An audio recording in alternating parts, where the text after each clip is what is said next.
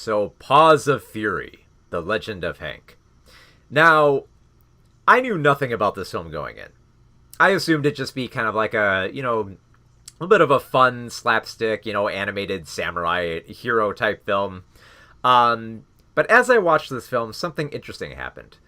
So, let me start off with the premise here, and let's see if this sounds like a familiar story. So, the story is basically about this version of feudal Japan that's all run by cats. Like, cats are like the dominant species in this world. And you have this town that is under constant attack from bandits. Bandits keep harassing this town, and they don't really have a samurai on hand to push back against these bandits. Now, this town is viewed upon by basically a warlord called Ikachu, voiced by Ricky Gervais, who wants to wipe this town out. But he wants to wipe it out so he can take control of it, but do it in a way so it doesn't seem like he's responsible. So he decides that, I'll make, I'll give like this town a samurai who's so inept that he won't be able to save this town. Like the town will just be overrun immediately with this guy in charge. So he decides to put in charge of the town a prisoner, a beagle called Hank, voiced by Michael Cera.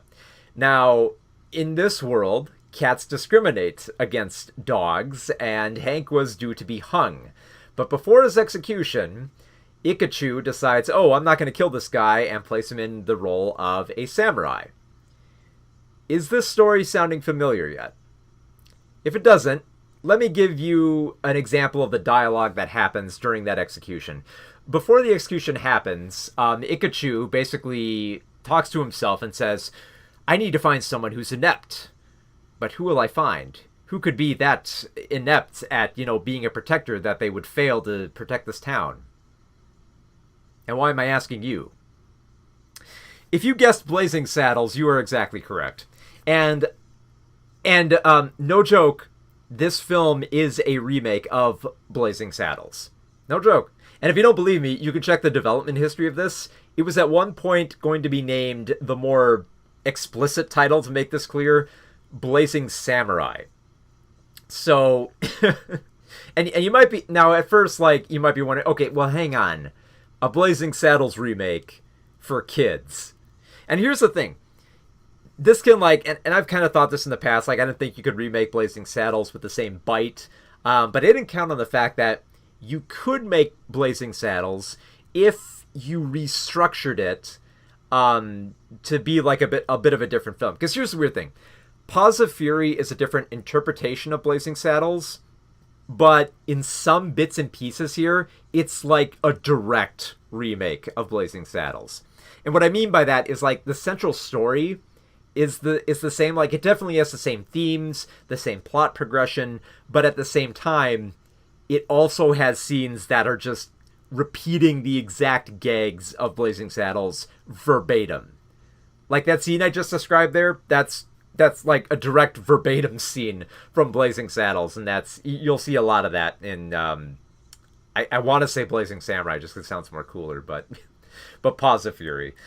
You see a lot of that. And thankfully though, I do like when the film actually does veer off this, because I was in this mode oh god, okay, it's just going to be all the Blazing Saddle scenes. It's just going to, okay, yeah, I recognize this scene and this character, and you have the muscle come in here, and, you have, the discrimination, and, the very on-the-nose, allegory for, racism that's going on here. But I do actually kind of really dig the film, in some aspects, when it actually veers off this path. And where it veers off is where you have the student-teacher dynamic between Hank, the amateur samurai, and Jimbo, the accomplished samurai veteran who teaches him, who's voiced by Samuel L. Jackson, which is perfect casting here. And of course, then, you might get the reference there. Jimbo, Yo Jimbo, you get it. And of course, they have bits and pieces of Blazing Saddles in there. Jimbo's a drunk, just the same way that Gene Wilder's character was a drunk. But they do have a better student-teacher dynamic where it's not the same scenes, and it actually has a little bit of fun with trying to get Hank to getting used to what it's like to being a cat samurai. Even though they have like the the divide between species between them. So a little bit of a Zootopia thing going on here. And most of it kind of works. Like, they do have like a little bit of like the modernization humor. Like, they make jokes about like cars, even though cars don't exist, but they try to make them exist in this world. They have jokes about, cats wanting milk, and like there's a big like, if you don't like toilet humor, one of the biggest jokes is that the climax takes place at a giant toilet. So just warning you there. And it's weird, like I go back and forth on this film because, like, in one aspect, I do like the greater thematic element of like focusing on Blazing Saddles, which is, basically focusing on an anti-racism message is fine. I think it works here.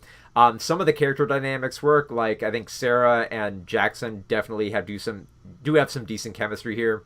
There's definitely a lot of meta humor, especially with the way that Hank keeps pointing out like the tropes of like the samurai genre and the running time, and characters keep getting hit by like title cards and stuff like that. That was pretty cute.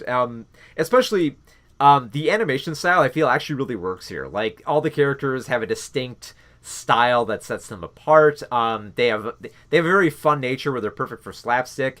I also love, there's a whole series of flashbacks they have here, and the flashbacks are all done in this very kind of like bold and dynamic, almost kind of like comic book pointillism style that really kind of work here. Those aspects of the film I like.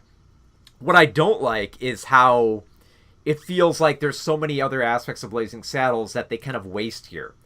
Like, I mean, like, you have like an amazing cast here. Like you have Michael Cera, you have Samuel L. Jackson, you have George Takei in a little bit of a small supporting role. He basically plays like the right hand of like the sheriff from like Blazing Saddles, and he actually, like, it's Takei. He's pretty cute. I mean, they still get him to do like the "oh my" line, because I feel like that's one thing they had to make him say. You have Jaman Hassoun playing Sumo, who's basically the Mongo type character, the dumb muscle who tries to learn his ways. He does okay here. But then you have Michelle Yeoh playing Yuki, who's basically this optimistic woman of this small town.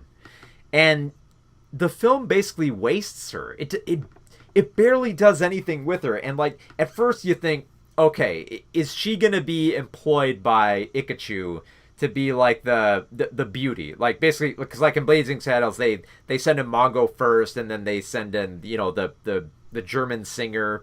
So you feel like, okay, she's gonna be in that role, but no, she actually isn't, and she doesn't do much of anything. And you can't help but feel like they recorded her at some point doing something similar and then cut that out of the story.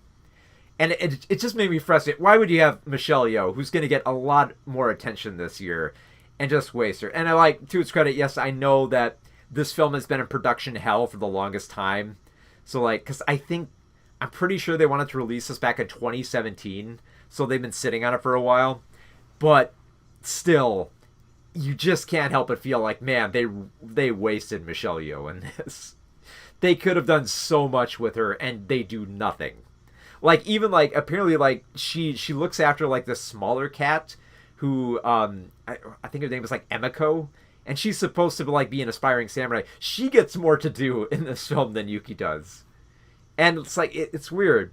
Also, and just in case it wasn't clear that this is based on Blazing Saddles, you have Mel Brooks playing the Shogun of this film. And of course, like, even though he doesn't do as many Blazing Saddles lines, he does like a few, but he also does like bits from other Mel Brooks films. Like at one point he just stares at the camera and says like, "It's good to be the Shogun." So I go back and forth on this film. I mean, I think definitely here's the thing: kids have not seen Blazing Saddles. The kids who are going into this film have not seen Blazing Saddles, but I think going into this with just like the scenes taken out verbatim that they can watch, I feel like it's a good message and it works well enough for this type of film. For adults, though, unless the adults really just want to watch Blazing Saddles for like the good parts with their kids, I feel like some of the adults might get a little tired of the repetition of the Blazing Saddles lines. And then the few parts of the humor where it does veer off there, it kind of works in bits and pieces. The meta humor, I feel works fine. It works okay for this. But then there's like simpler slapstick gags where you're kind of like, okay, this is kind of what I expected from this type of film, and I feel like it could do better. But so like I'm deeply on the fence here. I think definitely kids are definitely gonna love this more than adults, just because they haven't seen Blazing Saddles, so they're not going to be familiar with all the funny lines here. And there are a lot of great Blazing Saddles moments that they do take from here. And there is a lot of cleverness. I do really like the clever way that they try to bring instant messaging or tweeting into this world, which is corny, but then again, like, it works for this type of film. So I'm very much on the fence here, but I feel like for making Blazing Saddles for kids, it mostly works.